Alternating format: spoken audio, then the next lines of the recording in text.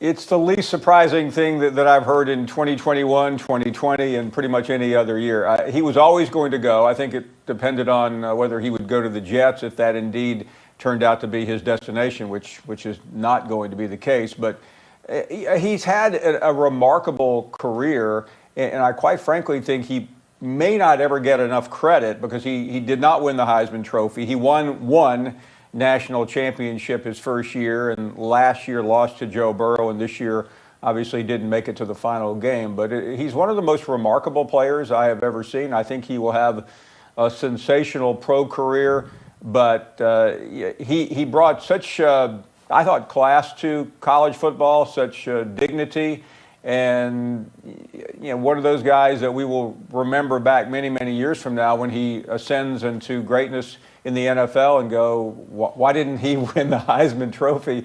And I'm sure Peyton Manning will second that notion. Paul, when I think about ballyhooed quarterbacks out of college, it seems to me Trevor Lawrence comes in with as much hype among the people who seem to know as anyone since Andrew Luck. And while Andrew Luck had an excellent career, I really like Andrew Luck. He's a very good quarterback. It's not like the career performance quite matched the hype, right? He retired early, and he was never the best quarterback in the league, though there were times where he looked like maybe a top 5 kind of guy. What do you expect when you say a sensational career? What do you expect from Trevor Lawrence?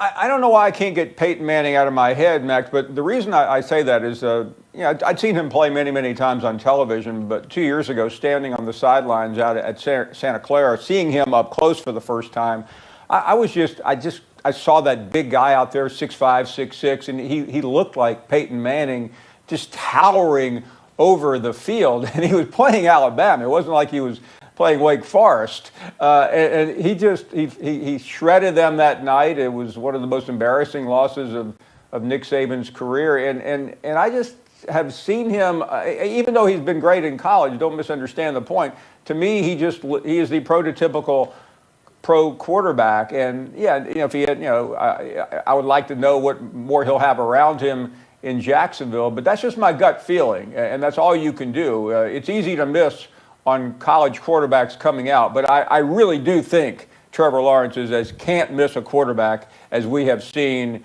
in a number of years, perhaps many years. Paul, the national championship game, Alabama-Ohio State, scheduled still to take place on Monday despite there being some COVID issues within the Buckeyes program. They do have a backup date in mind, that would be January 18th, but what would it take for them to actually postpone that game?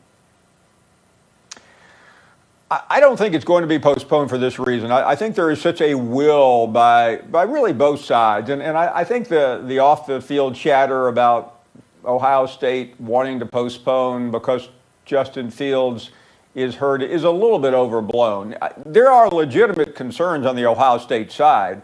They haven't told us, but many sources have confirmed that they have a couple of defensive players with COVID issues. And I think ultimately it just depends on what the contact tracing looks like, and we don't know yet. I mean, it would have to be pervasive, but certainly I think everyone in college football wants this game to go off Monday night, because the real danger, I mean, I don't want to go other than the pandemic, but if this game does not get played Monday night, the importance of it really begins to shrink for the obvious reason. The NFL playoffs just suck all the oxygen out of the sports coverage, and I think it would be hard to regenerate that a week from Monday night. It's a challenge for college football anyway, playing on the Monday night following the wild card weekend, especially with an additional game on Saturday and Sunday. But I think it's really up to. I mean, Ohio State would just simply have to say we don't have enough players. We can't do it. I know the other side, Alabama, wants to get this game in. They're relatively healthy. They have Waddle coming back. Would another week matter to them? But they don't care about that. They just want to see the game being played, and I think everyone does. Paul, Nick Saban's daughter tweeted out some skepticism concerning Ohio State's COVID situation, and it prompted a response from Cardell Jones, right? And I immediately, my mind goes to, what is Nick Saban, of all people, thinking? By the way, she then deletes it. Here it is. If you're not confident to play, then say it. I call BS on the COVID cases. They're just worried about their quarterback and want him to have more time to heal. If he's hurt, put in your backup. You don't see us postpone the rest of the season to wait for Waddle. Bye. And then Cardell Jones responds, sure you want to face another backup from OSU? You know what happened the last time, right? When Cardell Jones did his thing. So immediately I think, of all people, Nick Saban has to deal with this in his own family? What do you think is going on there right now? I will say Cardell Jones's troll job is the best I've seen since last Sunday when Stephen A. went after the Cowboys for the umpteenth time this year. I really would have liked to have seen Nick Saban's expression. But I will say I've been in Saban's office before when his children have called, and I don't want to state the obvious. He loves his kids, but he's a parent, and I think every parent watching right now has probably been down this road before. Kristen, she would make a great sports commentator because she does not hold back. So maybe if you guys are ever looking for a fill-in on First Take, she would be good. But I'm sure he was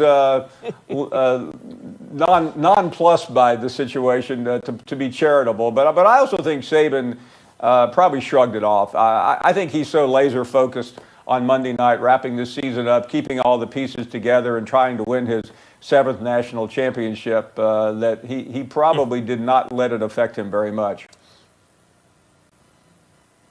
Paul, Justin Fields had an amazing performance against Clemson. He did take a big hit, though, that did require an injection. So Fields was asked about his injury after the game, and here's what he had to say about that. He said, they didn't really tell me anything. I took like a shot or two in the medical tent and ran back out there. But, I mean, it's pretty much my whole right torso that's messed up and a little bit of my hip. So what do you think about this quote from Fields?